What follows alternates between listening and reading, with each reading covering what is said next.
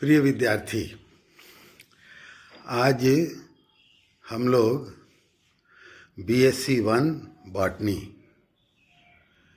के first paper में lecture 9 के अंतर्गत एल्ब्यूगो एक फंजाई है जिसके बारे में विचार किया जाएगा। तो ओमाइसीट्स से अब आपके सिलेबस में दो जेनेरा रखा गया है।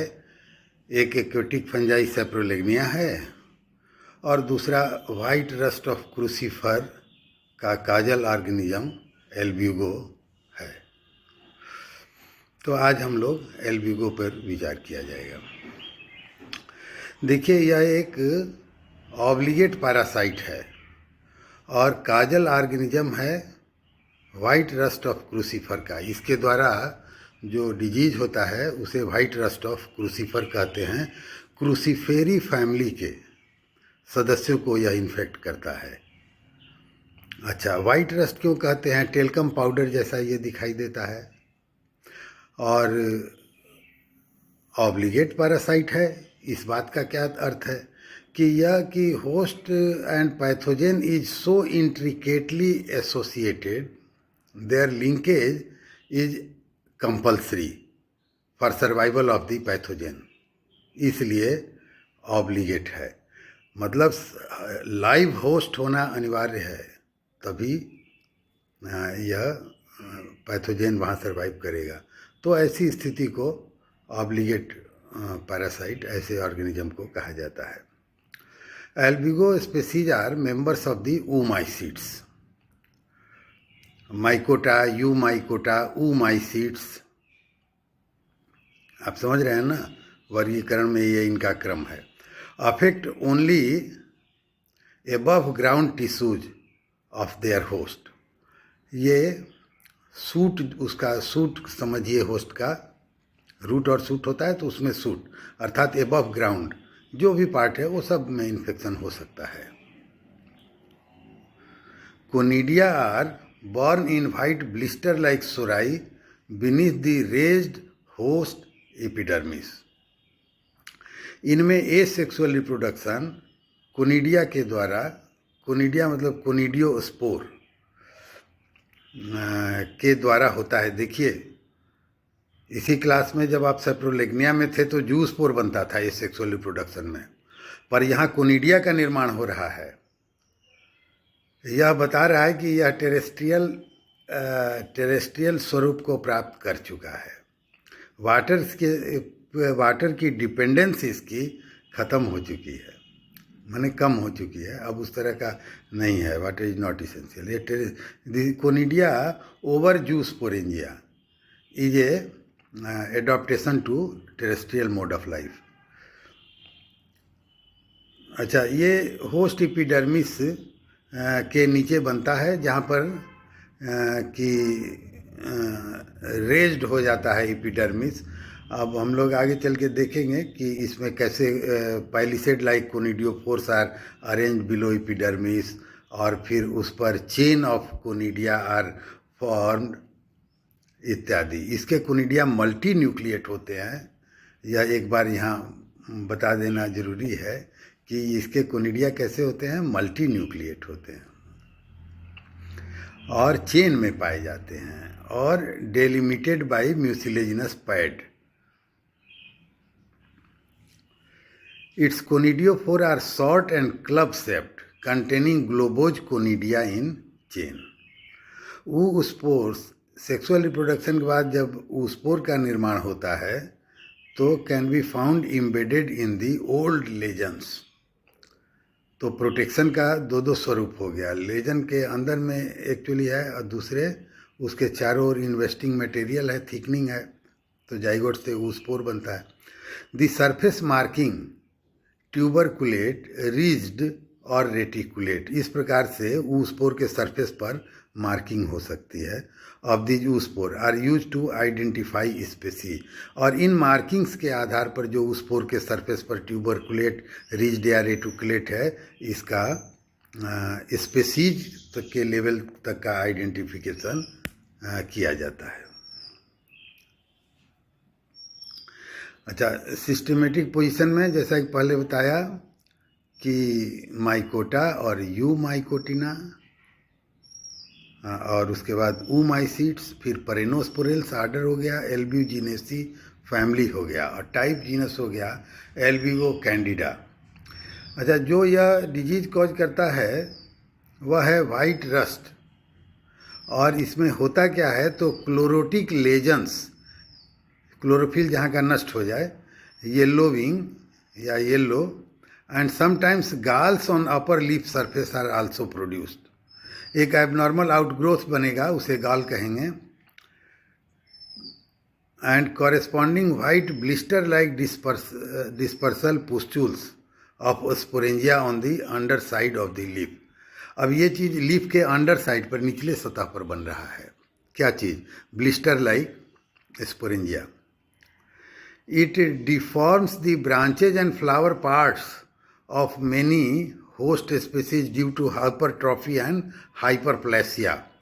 तो अब देखिए, यह जो सिम्टम प्रोड्यूस करता है फ्लोरल आर्गन पर, तो यह बड़ा विचित्र तरह का, इसका फ्लावर, सरसों का फ्लावर 2 गुना 3 गुना 4 गुना आकार का हो जाएगा।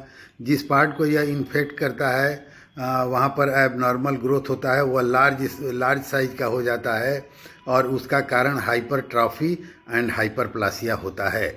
इसका मतलब यह हाइपरट्रॉफी और हाइपरप्लासिया भी इंड्यूस करता है जहाँ यह इन्फेक्शन कॉज करता है। हाइपरट्रॉफी का मतलब होता है कि किसी चीज़ की साइज बढ़ जाए, कोई ओवर ग्रोथ हो जाए, और that is because of increase in size of the cell. तो जैसे बैलून है एक छोटा सा, उसे फुलाते गए बड़ा हो गया, तो ये हाइपरट्रॉफिड कंडीशन कहा जाएगा, हाइपरट्रॉफी। हाइपरप्लासिया का मतलब होता है कि large number of cells are added due to repeated division, uncontrolled division, ढेर सारे डिवीजन होंगे, और उसकी वजह से large number of the cells and therefore over growth develops. तो हाइपरट्रॉफी और हाइपरप्लासिया दोनों कॉज करता है, जिसकी वजह से लार्ज साइड फ्लोरल पार्ट्स हो जाते हैं, हाइपरट्रॉफिड फ्लोरल पार्ट्स हो जाते हैं। और ये बड़ी महत्वपूर्ण चीज़ है आपके लिए, आपके स्पॉटिंग में यह रखा जाता है, म्यूजियम स्पेसिमेन में आपके यहाँ ये कॉलेज में है। Mycelium is white cottony mass as usual for fungi, and tubular hyphae is profusely branched dichotomously and unseptate, making mycelium coenocytic. देखिए, सेप्टा नहीं होता है तो माइसीलियम कैसा हो गया? सिनोसिटिक हो जाएगा।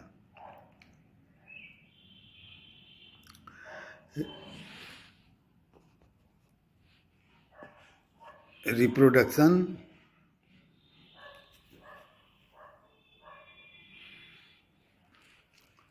it reproduces by sexual spore, oospore, and asexual spore, sporangia, or multinucleate conidia. The thick-walled oospore are the main overwintering structure. Zygote बनने के बाद सिक्रीशन के द्वारा थिकनिंग से थिक लेयर्ड स्ट्रक्चर का निर्माण होता है, जिसे oospore कहते हैं। In the spring, the oospore germinate and produces sporangia on short stalk called sporangiophore। जब ये oospore जर्मिनेट करता है तो उस पर स्पोरेंजिया का निर्माण होता है, और on short stalk called sporangiophores. It grows and rupture epidermis and are consequently spread by the wind. तो यहाँ के केस में भी जब स्पोरेंजियोफोर्स रेज्ड स्टॉक पे बन रहा है, और कोनिडियो फोर जो पैलिसेट लाइक रहता है उस पर बन रहा है, तो ये दोनों स्थितियों में एपिडर्मिस इज स्ट्रेंड, खींच जाता है, तनाव हो जाता है, और वो रप्चर करता है, और तब स्प्रेड होता है इनका विंड के द्वारा, that is called wind disseminated. The liberated sporangia can germinate directly with a germ tube। अब oospore जो जर्म ट्यूब पर जो स्टाक्ड स्पोरेंजिया का निर्माण किया है, यह डायरेक्ट भी जर्मिनेट कर सकता है, अन्यथा directly with A germ tube निकाल के डायरेक्ट एक इसका माइसीलियम का निर्माण कर देगा। या begin to produce biflagellate motile zoospores, अथवा वह बाईफ्लैजिलेट मोटाइल जूस्पोर का निर्माण करना शुरू कर देगा।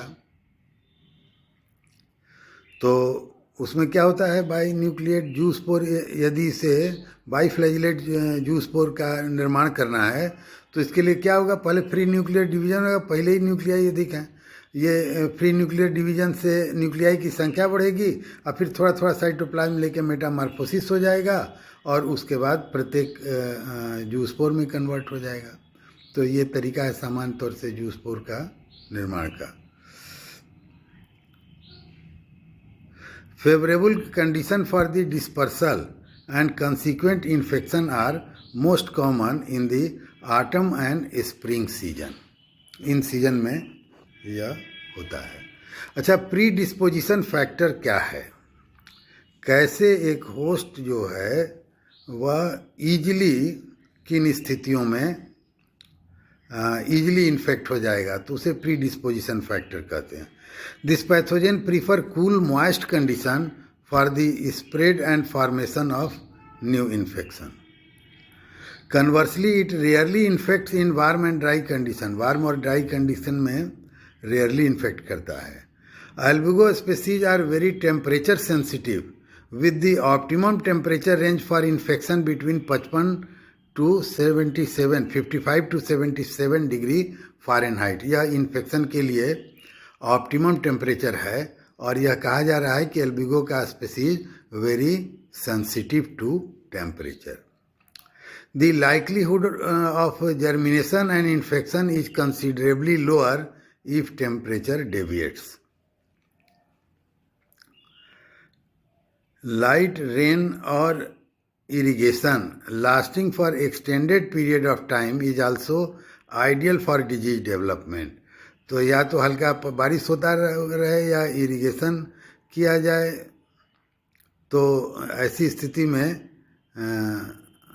डिजीज के डेवलपमेंट और स्प्रेड के लिए बड़ा सूटेबल कंडीशन हो जाता है। Leaf surface need to remain wet for at least 2 to 3 hours to ensure infection by pathogen। तो जो पैथोजन से द्वारा इन्फेक्शन होगा उसके लिए लीफ का सरफेस वेट होना चाहिए। अब यह वेट इसके जर्मिनेशन के लिए है, ऐसा नहीं है कि thin film of water required for flagella to move. इसमें फ्लैजिला होता नहीं है, आप समझ रहे हैं। एक बार इसको रीएश्योर कर लिया जाए। अच्छा, ऊ स्पोर से निकलने वाला जो है वह बाईफ्लैजिलेट मोटाइल जू स्पोर है, ध्यान दीजिएगा। तो इस वजह से ठीक है, 2 से 3 घंटा यदि thin film of water leaf surface पे रह रहा है तो वो अपने फ्लैजिला के द्वारा मूव करेगा जो म्यूटिक जू स्पोर है और तब फिर वो इन्फेक्शन कॉज करेगा।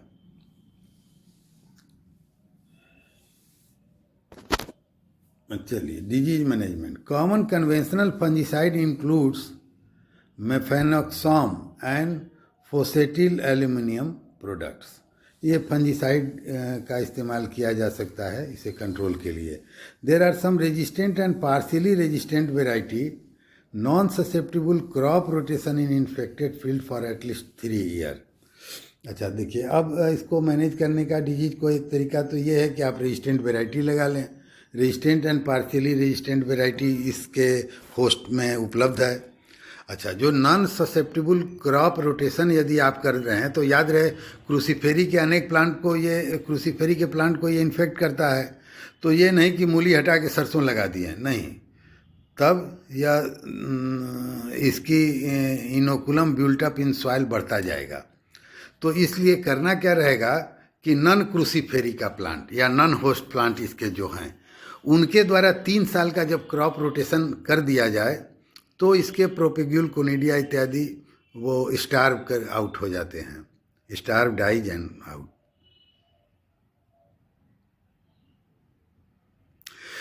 This pathogen can eliminate viable production of susceptible crop indefinitely if infection is wide spread over many years।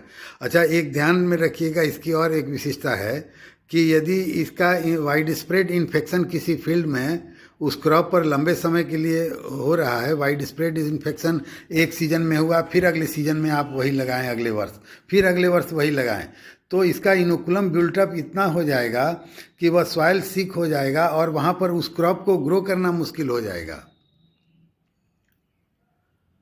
तो वायबल प्रोडक्शन मतलब प्रॉफिटेबली उस क्रॉप को वहाँ प्रोड्यूस करना कठिन हो जाएगा। इसलिए इसके क्रॉप रोटेशन जो है नॉन होस्ट क्रॉप से भी इसके डिजीज को मैनेज करने का एक अच्छा तरीका प्रतीत होता है।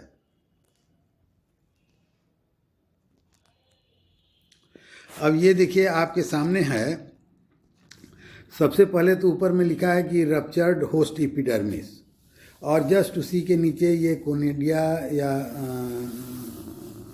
स्पोरेंजिया, कोनिडियो स्पोरेंजिया कह दिया जाए, या सोराई भी कहते हैं कुछ लोग। तो ये यहाँ विकसित हुआ है।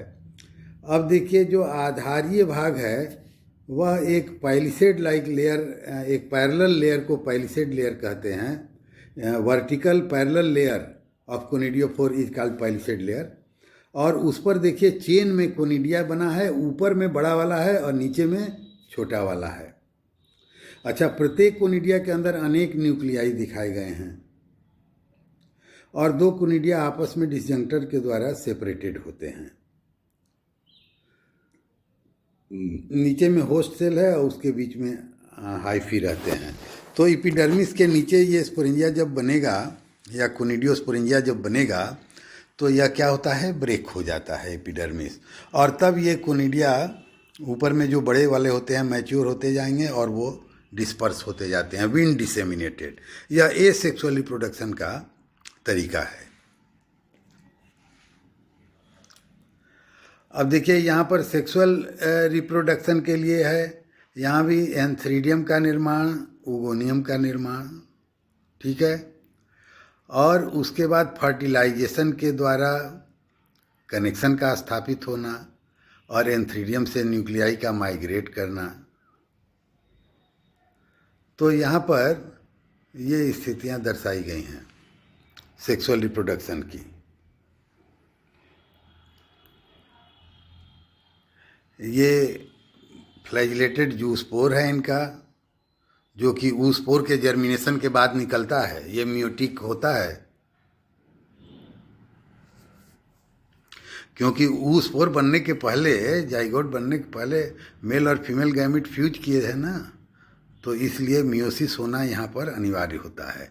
अच्छा, तो इसका नाम मियोजूस्पोर रखा जाता है। जब मियोसिस से होता है तो मियोजूस्पोर, और जब माइटोसिस से होगा तो माइटोजूस्पोर। तो ये सेक्सुअल रिप्रोडक्शन में माइटो होता है, पर यहाँ पर कोनिडिया बनता है, माइटोजूस्पोर नहीं। और जो ऊस्पोर के मियोसिस से जूस्पोर बनता है वो मियोजूस्पोर है।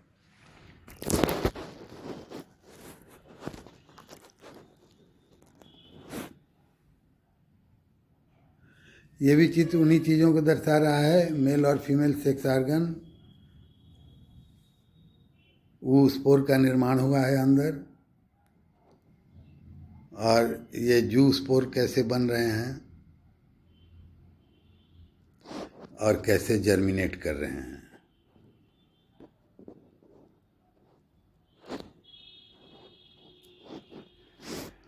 ठीक है मित्रों, तो इस प्रकार से हम लोगों ने मुख्य रूप से ये ध्यान दिया है कि एल्ब्यूगो के लाइफ साइकिल का मुख्य घटनाएं क्या हैं। तो वाइट रस्ट ऑफ क्रूसीफर यह डिजीज करता है। इसका माइसीलियम कैसा होता है, तो सिनोसिटिक वाइट कॉटनी मास। इसका सिम्टम कैसा होता है, तो टेल्कम पाउडर की तरह लीफ के लोअर सरफेस पे, जिसे वाइट रस्ट ऑफ क्रूसीफर कर कहते हैं।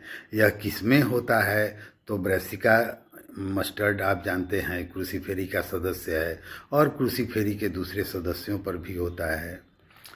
यह एक ऑब्लिगेट पैरासाइट है, आप जानते हैं। यह मल्टी न्यूक्लिएट कोनिडिया बनाता है और कोनिडिया चेन में बनते हैं और दो कोनिडिया एक दूसरे से सेपरेटेड होते हैं डिसजंक्टर के द्वारा या म्यूसिलेज पैड के द्वारा। और इसका कोनिडियोफोर पैलिसेड लाइक होता है। कोनिडिया विन डिसेमिनेटेड होता है।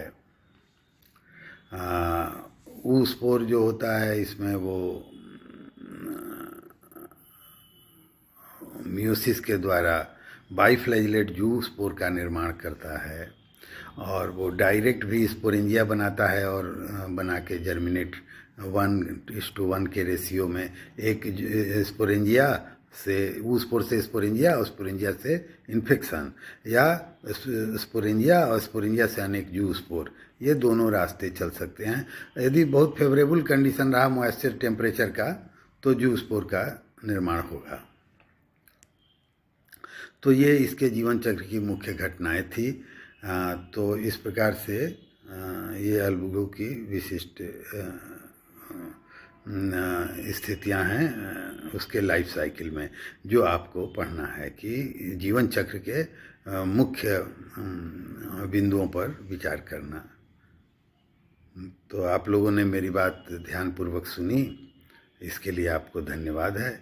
लाइक, शेयर और सब्सक्राइब करिए, और जो भी आपको कोई डाउट होता है या कोई प्रश्न आपके मन में आता है इसके कमेंट बॉक्स में आप डालिए और उसका जवाब दिया जाएगा। धन्यवाद दोस्तों, थैंक यू वेरी मच।